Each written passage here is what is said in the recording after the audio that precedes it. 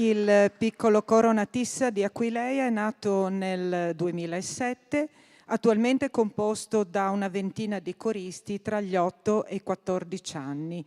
Nel 2011 il coro ha inciso il brano Chicchi di riso, composto e commissionato dal compositore Pavle Mercou e raccolto in un volume illustrato dedicato alla risiera di San Sabba di Trieste.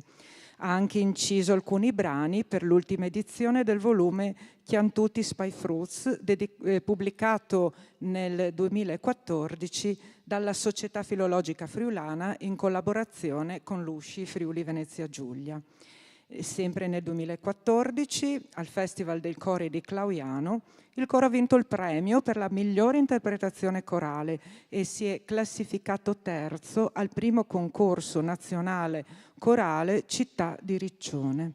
Il repertorio comprende brani popolari, sacri e profani di autori contemporanei per voci bianche.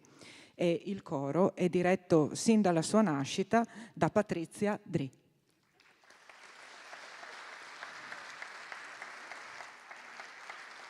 Saranno accompagnati al pianoforte da Giovanni Molaro